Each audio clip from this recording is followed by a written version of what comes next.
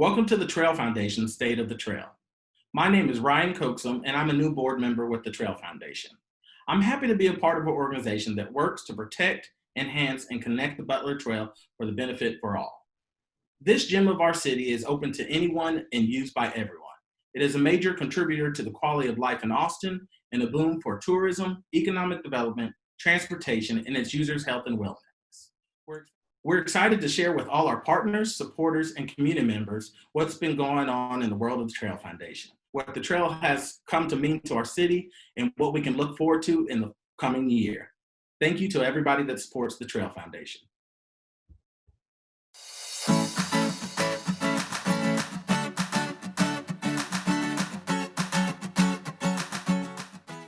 Good morning, everyone, and hello. My name is Chris Jackson. I'm the current board chair of the Trail Foundation. Today, you're going to hear about the Butler Trail's impact in our community in the time of COVID and get a sneak peek at some of the exciting projects we have on the horizon. But for a moment, I would like to take the opportunity to celebrate these projects and wins that we have had in 2020, despite the obvious obstacles of this year. The Trail Foundation has been fortunate enough to be able to continue forging ahead with projects and ecological restoration work throughout this year. We opened the Brazos Bluff back in June, a beautiful project that creates a moment of reflection and rest along the trail just below the Four Seasons. Our newest restroom project was unveiled in June also. It's located in Festival Beach, and like many of the TTF restroom projects, it's architecturally stunning and has become a very welcome addition for all trail users. We were also able to fix the Heron Creek restrooms, which some of you might know has been a long time issue with city utilities. Our biggest and best community engagement project to date came through despite the pandemic as well. The Safety and Mobility Study in-depth survey was completed by over 600 community members, and this will pave the way for feasibility of key projects to help TTF implement our vision into the future. So you'll likely hear much more about this, but we also launched a much-awaited RFP process to create a comprehensive arts and culture plan for the trail. And one of my favorite components of the Trail Foundation's work are the ecological restoration projects and maintenance that we have ongoing. These projects have flourished, even without quite as many volunteer days as we had hoped for this past year. And if you haven't seen the floating wetlands east of I-35, go check these out. It's a fabulous project. All of this while we are contributing to the maintenance of our over 200 acres of parkland along the trail, including habitat level restoration and care. We've also been able to continue to serve our greater Austin community through on-trail programming, from a Trees on the Trail scavenger hunt and virtual summer camps to give families an educational and entertaining activity during lockdown, to voter registration booths, yoga on the trail, blood drives, and even the long-awaited Music on the Trail series, which was launched back in October and wrapped up the season just this past Saturday. I want to also talk a bit about the Trail Foundation's commitment to diversity, equity, and inclusion, particularly in such a divisive time. Our resolve to achieve measurable progress in this area has been accelerated by the recent demands for racial justice. We are continually working to communicate to staff, partners, and trail users our perspective in a spirit of accountability and transparency. We acknowledge that we are in the early stages of our journey. We must be better and will do better. At the Trail Foundation, we believe in free, equitable, and inclusive access to the trail is vital to the health and the well-being of our community. We have been working with a DEI consultant to lay out our tangible goals and progress in this area and plan to launch our DEI committee in the coming month. In order to ensure that these goals are aligned with all of our work, we have incorporated this into our management plan, and we hope to share with all of you our progress along the way. Now, like every entity and person in our community, we have also had COVID-19 affect our work and progress on a daily basis. It is obvious that the trail has been even more important to our city this year. We have seen a 20% spike in trail usage, which means 250,000 more visits to the trail each and every month. Now, while we cherish the community's embracing of the trail and its miles of well-loved spaces during the pandemic, the effects of this increase in use does come at a price. Unfortunately, this cost comes at a time when it is harder to achieve our fundraising goals. So we invite our partners, our community members, and supporters, and all trail users to help us to protect and enhance the trail for the benefit of all. Lastly, I'd like to thank you. I hope you all have a great holiday season, and I really look forward to seeing everyone on the trail. Hey, are you still with us? Are you done with your Christmas shopping? It would be a good time to think about buying a commemorative brick for the Trail Foundation. Good morning, and thank you everyone for being here, and welcome to the Trail Foundation's State of the Trail panel. I'm excited to be moderator for this morning's event. For those that don't know me, my name is Zach Hunter. I'm a landscape architect here in Austin and a board member at the Trail Foundation, and also the 2022 board chair-elect. This morning we're going to discuss a variety of topics on how the Butler Trail impacts our local economy, our environment, and even our own personal health. But before we get started, I'd like to take a moment to introduce our panelists, give them a moment to share a little about how they're connected to the trail. So our first panelist is Laura Huffman. Laura is not only CEO of the Austin Chamber of Commerce, but was also the Texas State Director of the Nature Conservancy. She's even taught a course on the importance of using nature to make cities more resilient in the wake of population growth. Thank you for being here, Laura. You want to share a little bit about yourself? You bet. Thanks for having me, Zach.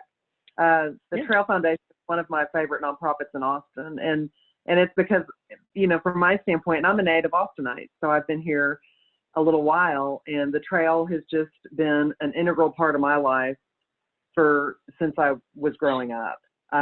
For years, this is the way that I started my mornings before I went over to City Hall when I was working at City Hall, or went over to my office for the Nature Conservancy, and hopefully soon, when we're all back in offices, when I go to my office at the Greater Austin Chamber of Commerce. It's the place where my kids grew up, going to Austin city limits. And so for me, this trail is, it's just the heart of Austin. And I love what the Trail Foundation has done with this trail. I love the role that you play in this and how you bring our community downtown and into this just beautiful space for people to refresh themselves. Wonderful. Thank you, Laura. Our second panelist is Andy Sansom. He's one of Texas's leading conservationists. He's the former executive director of Texas Parks and Wildlife Department, and now works as the director of environmental strategy at the Meadows Center for Water and the Environment. Andy, we're honored to have you here. Could you share a little more about yourself personally? Thank you so much. Like Laura, I've been a trail user for probably 30 years, and many of the most important relationships of my life I've shared with friends and colleagues along the trail. I'm a big supporter and admirer of what the Trail Foundation is doing. I'm so thrilled that Heidi and Hannah and their colleagues and you are among the trail leaders in Texas. There is a growing understanding that these trails are a critical part of our recreation and conservation infrastructure around the state. I might only mention the Bio Greenways Project in Houston, or the Northeast Texas Trail in Northeast Texas. And all of these entities look to the Trail Foundation for its success and its leadership. And so not only has it had a profound impact on our community, but it is leading a statewide effort to make trails more important in the lives of all Texans. Wonderful. Thanks, Andy. It's great info. Thanks for sharing. And our third panelist is Kevin Lanza, who's a postdoctoral fellow at UT Health School of Public Health. He's also worked at the Centers for Disease Control and Prevention and completed a doctorate in city and regional planning from Georgia Tech. Thanks for joining us, Kevin, and for sharing your insights. Could you give us a little more information about yourself? Sure thing. Thank you, Zach. So yeah, Kevin Lanza here, and I currently co-direct a project alongside Austin Parks and Recreation Department called the Green Schoolyards Project, where we look at how green features such as trees impact temperatures within 3 elementary school parks, along with physical activity levels and social emotional well-being of Latinx children from low-income families. So I'm very excited to work within green space and research the different benefits of those spaces. And I don't have the same length of time with the trail as the other 2 panelists. I've only been here since 2019, but I'll say as a past collegiate runner, I run the trail probably 5 times a week. I live on the east side of Austin, about 100 meters from the trail. So I was super excited and very honored to be a part of this group. So thanks for having me. Thank you, Kevin. So now we're going to kind of get started on some of the questions I have for you guys, and we're going to start out with some individual questions. And Laura, I'm going to lead off with you. Could you give us some insight into how kind of these wonderful, beloved spaces like Butler Trail can have an impact on or an economic impact on our local community? Yeah, I'm happy to do that because the numbers are there. And this might sound a little bit like a popular credit card commercial, but there are over 2.5 million visits to the trail every single year. In the earlier part of this decade, there was well over $50 million of capital investment in the trail, more on the way, by the way, because Project Connect and Proposition B passed. So there will be some important infusions into the east side of the trail, which I think is important. Austin city limits, I mean, that's coming back at some point. That alone contributes something around $265 million when that show is running. And so beyond all of those economic impacts where we can demonstrate the numbers, we know that these are the kinds of places that cause people to want to live, work, and thrive in Austin. And I'll say this, here's what's priceless about the trail. If you all had a dime for every problem that was solved or every idea that was hatched on that trail, the Trail Foundation would be permanently endowed and then some. It is a place, I think, that inspires our community to not only get outside and enjoy the outdoors, but it's a place where people experience the best of themselves. And for me, that's priceless.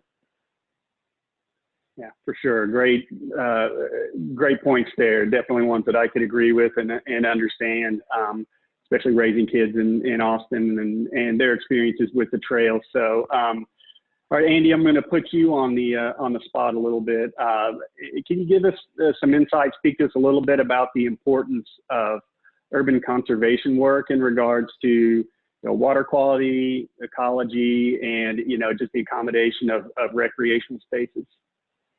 Well, once again, I want you to know how much I appreciate being included this morning, because I think this effort is so critical to all of us who live in the Austin area.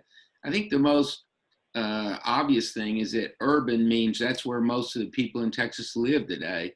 And that provides us not only with some significant opportunities, but also challenges. The opportunities come because the more urban we are, unfortunately, historically, that means the less time we spend outdoors. And so the trail becomes a critical opportunity for urban families, children, adults, of all ages and ethnicities, to begin to understand the joys and the importance of protecting the outdoors. At the same time, the challenges come because we can overuse these spaces.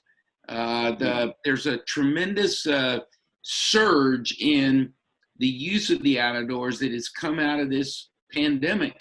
And it is frankly hammering some of our most critical natural areas across the state. So we've got to be mindful that these riparian areas represented along Lady Bird Lake are critical to water quality and for most of our water supply.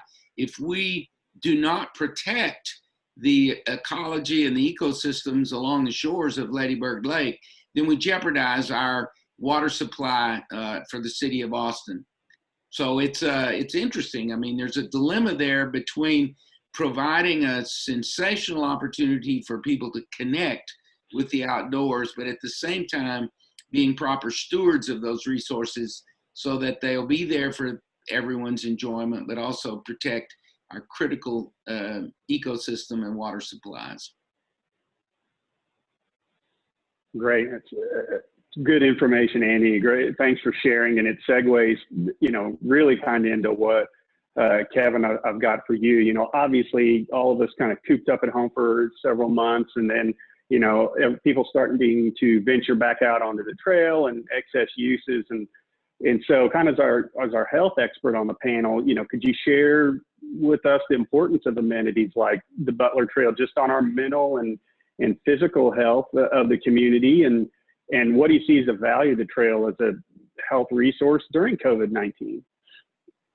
Thanks, Zach. And it is perfect to follow Andy with the ecosystem side, the conservation side. So the health of the environment and the health of individuals is inextricably linked. And we see that with the trail system. So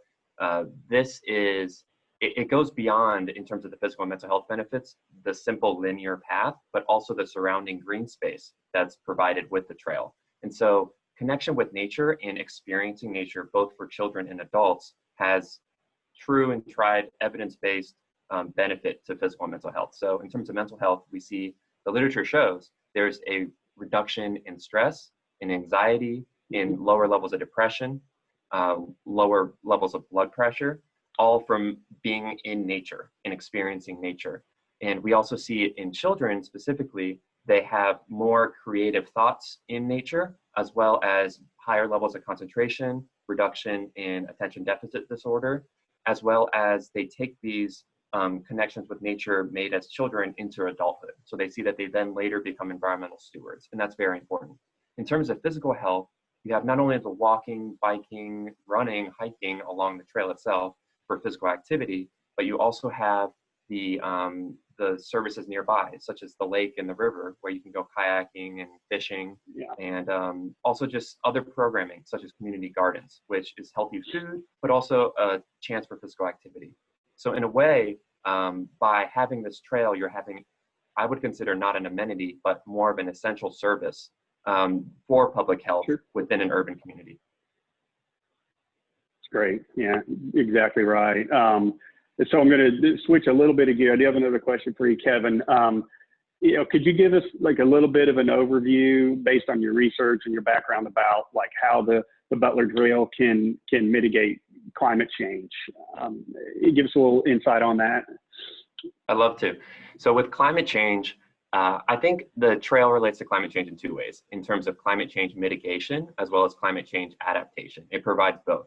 So in mitigation, it reduces or enhances the sinks or storage of greenhouse gases. So by having nature, and let's say trees, along the trail, they're able to store these carbon dioxide emissions and therefore reduce future warming.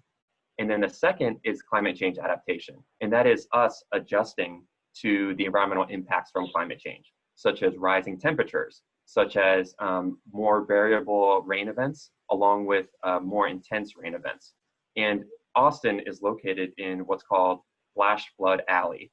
And it's one of the highest rates of flash floods in all of the continent. And so having this vegetation along the trail and having our banks of these rivers programmed with vegetation is allowing us to reduce the level of stormwater runoff and allow it to infiltrate back into the underground aquifer rather than being rushed off through impervious surfaces such as parking lots and whatnot. So it's serving as a buffer, a natural buffer for the humans, which are using the trail and are living just off the trail. And in terms of heat, that's the same with tree planting. So that's why these trees and this nature is such a beautiful service of this trail, because it provides shade from heat so you can continue to be active in your living. And it also reduces temperatures through evapotranspiration, which is just the evaporation of water from the leaf surfaces. So there's multiple benefits from this single infrastructure. Right, thank you. I love hearing your side of things. It really just kind of runs parallel to what Andy was sharing with us about the importance of the ecology and the trail itself. So, all right, now we're going to switch gears a little bit, and I'm just going to I have a few questions here that I just want to open up to all three of you, and feel free to jump in how you'd like. But first question: how can TTF and Butler Trail promote social equity in Austin? Well, I'll start with that. I mean, for one thing, I think the trail itself is designed to connect all parts of Austin. I mean, if you think about the east side of the trail and the west side of the trail, and add to that all the investments that you all are going to be making in the east side, by the way, some of those come out of the recently approved bond programs, then the trail itself is a connective artery for our community. The other thing I think is just really important in Austin is different people want to enjoy the trail in different ways, and it's all okay, right? We've got bird watchers.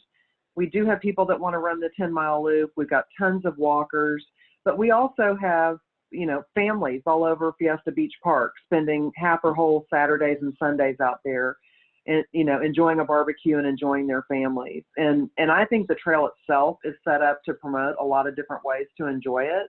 And I think as the Trail Foundation has been thinking about its future, I think you guys have done a beautiful job of not assuming that the trail is just a running trail or just a walking trail. And I think you've gone to great lengths to create, you know, different looks and feels along the trail to accommodate all of the diversity that we have in Austin.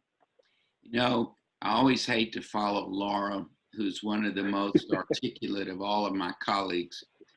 But I would observe that, one, there's no admission. And so people of all income levels can access the trail. Probably the thing that intrigues me the most about it with respect to social justice is that it's common ground. That when you have people of all ages, all ethnicities, all genders enjoying the same resource together, there's a common bond that comes of that, which can only lead to good things in terms of getting along together and finding a better future for all of us. Well, it's tough to follow you too. There's a quote I appreciate from the disability rights movement recently, and it's nothing about us without us is for us. And because what that means is if you don't have the community working together with meaningful involvement with any policy or project, then you're not really creating for that community. And I think that's what the beauty of the Trail Foundation is they've been actively engaging with the diversity, equity, and inclusion consultants to make sure that what they have in place will be sustainable and be catering towards folks from all walks of life. And so I'm really excited to see the movement on that end and thinking about how to make this system more accessible for folks who don't live and work just nearby the trail. So maybe that's partnering with a Capital Metro Transportation Authority to make sure there's access points.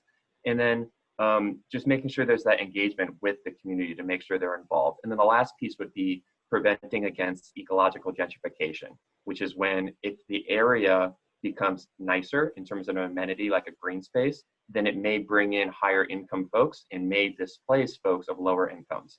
And so I think it's important to work with affordable housing to make sure that along the trail and any of its extensions have ability to maintain in terms of rent stabilization and affordable housing stock for these folks who were there first. Good points. Very good points, Kevin. Thank you for sharing. Next question is, how do you see the need and the utility of space like the Butler Trail evolve in a world kind of post-COVID? Kind of what are our lessons learned? Well, one of the things that we're discovering throughout the United States is that people have been desperate to get out of their houses. And so they are discovering places that may be next door, they may be hundreds of miles away, but that they never were even aware of before. And I believe that that will continue post-COVID. That may be one of the good things that comes out of it, is that there will be more use of these recreational spaces by average people than ever before. And once again, that does present some challenges, but it will provide also a whole new universe of support for the kinds of things that the Trail Foundation is doing.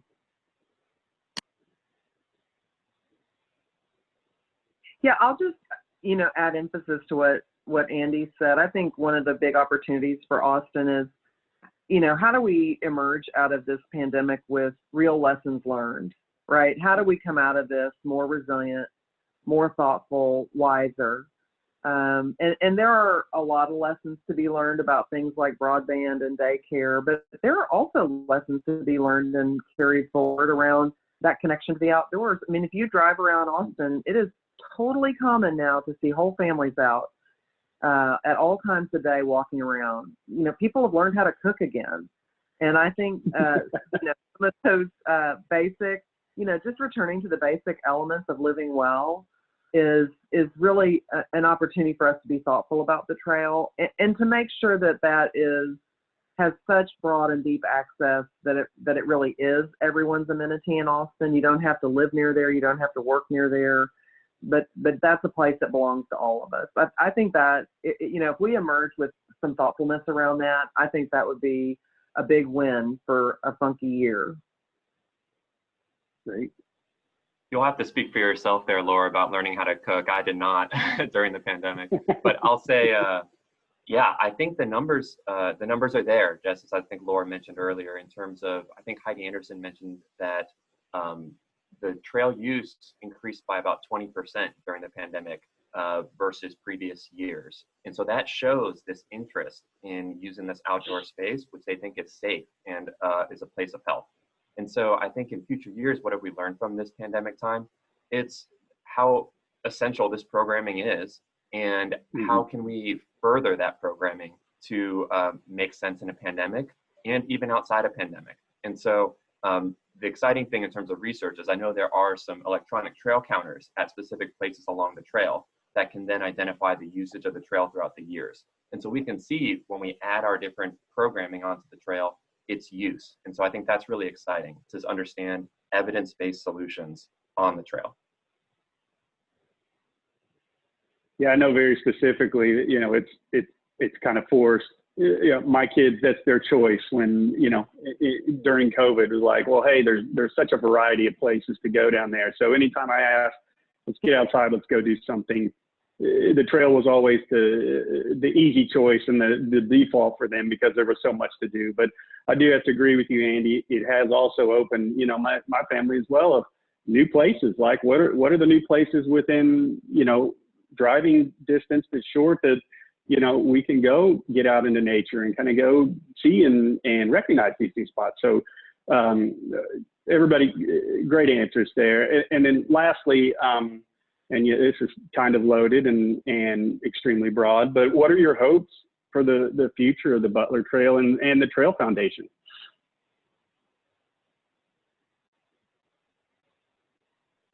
I can chime in on this one. I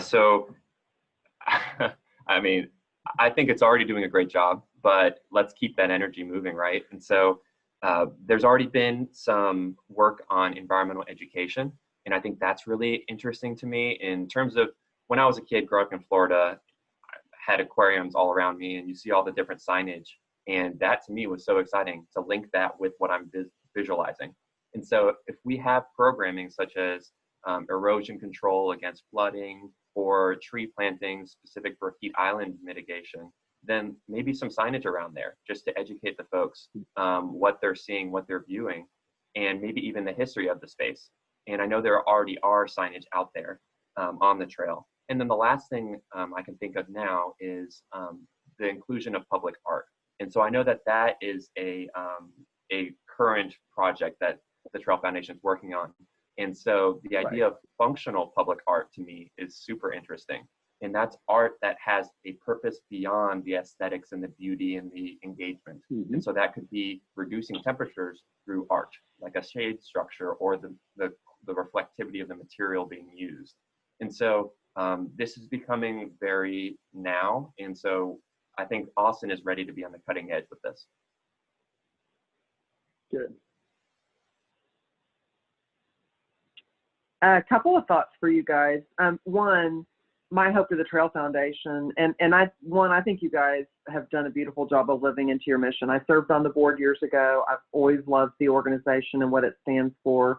And I think as we have more and more local conservancies growing up in Austin, one really terrific role that this organization can play is to be a role model. You've got a lot of lessons learned about how to develop these kinds of, this kind of open space and these kinds of trails, and we have others of them in town. And I think those kinds of collaborations across organizations that are trying to build either neighborhood or regional systems like this, you all have just so much wisdom around that. And so making sure that you're bound together with those other organizations, because the other thing that will do is it will allow us not to, love the stuffing out of Town Lake Trail. And we want to be careful about that, because we do have other amenities in Austin. And frankly, for me, this is a centerpiece, and there are other important areas of town that can be, if not physically connected, at least connected in the sense that there's a thoughtful trail system in our area. And so I think you all, as old as this organization is, and as many projects that you've run, as the partnerships that you've established with the city and with other organizations, the science that you've developed around tree canopies, riparian restoration, urban heat islands, all of that is important for the entire community. And so I see you all as an important, big, older, and wise organization that all of us can learn from. Once again, I could not agree with or have said it better than Laura, but one of the things that we're observing across the country, both at the local, state, and national level, is the growing importance of nonprofits like the Trail Foundation to support things like our state park system or even our national parks, and certainly all local amenities like the Butler Trail. I'm very grateful that the leadership of the Trail Foundation has included the word connection in its mission, because I think that the future here lies in continuing to connect the community in ever greater ways, to connect the urban core with the hill country. I'll be honest with you, I dream that in my lifetime, I'll be able to walk from Lady Bird Lake to the Alamo. And I think if there's any organization that can inspire that effort and be a beacon of hope for that connectivity, it's the Trail Foundation. So thank you for all that you do.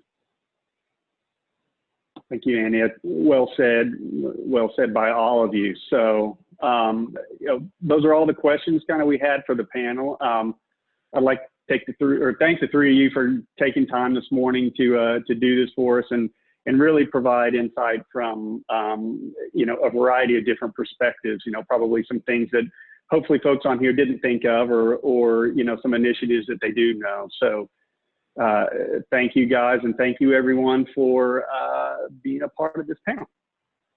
Thank you. Thank you. Thank you so much. Hey, do you still want that break? You should go to thetrailfoundation.org. Hi, I'm Kimberly McNeely, and I serve as the Austin Parks and Recreation Director. Earlier today, you heard a lot about all the extraordinary things that happened during COVID.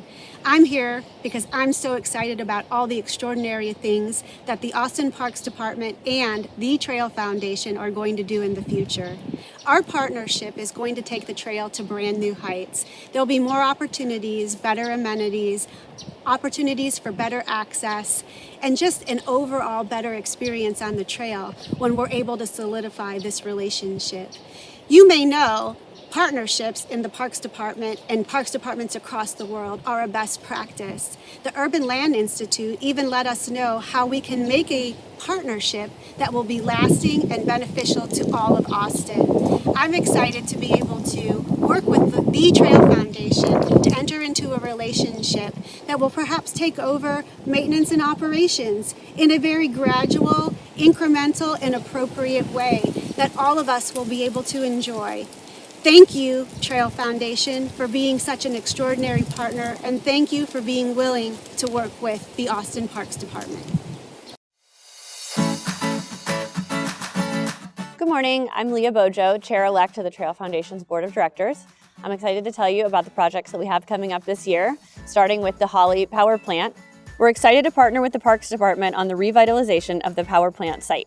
It has been decommissioned and given back to the Parks Department, and the Trail Foundation will be working with them to implement the Holly Comprehensive Plan. This includes a realignment of the trail along the water's edge, as well as completion of several projects in the plan, including a trailhead and a playground. Another project we'll be working on next year is the Rainy Street Trailhead. This is an area near the Miro Rivera restroom that is currently unprogrammed. We will be bringing seating, water access, and a natural play area.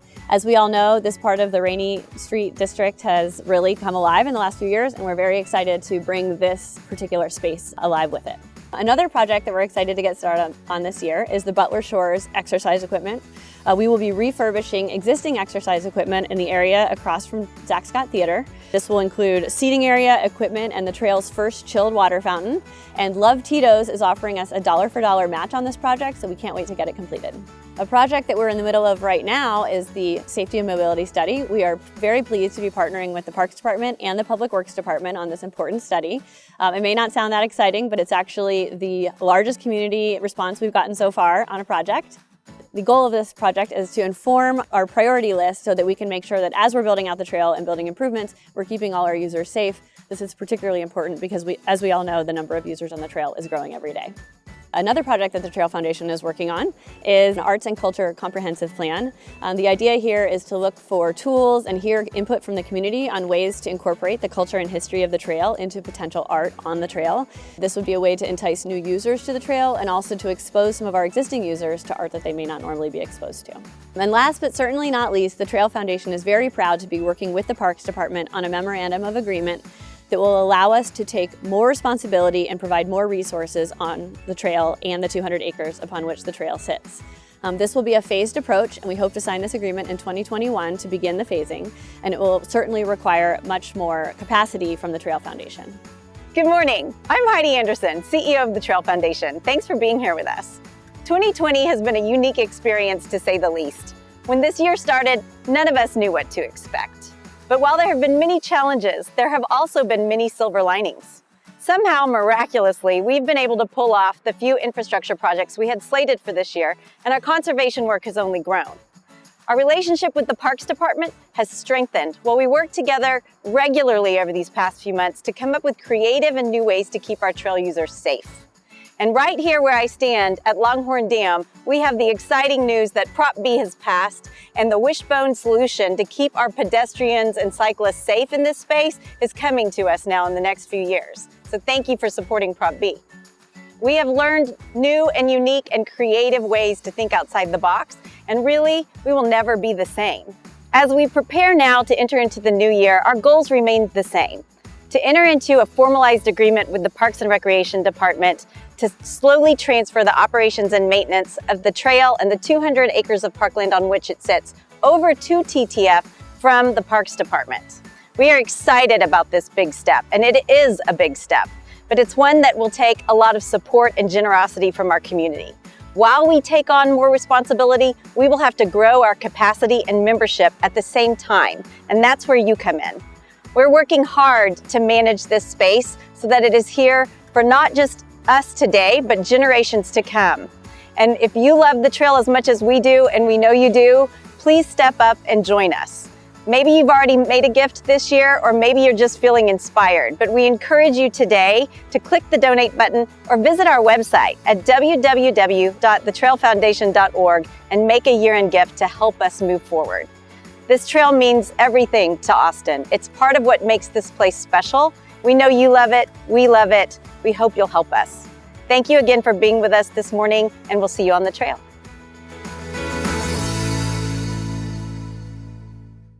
Go trail, go trail, go trail, the Trail Foundation.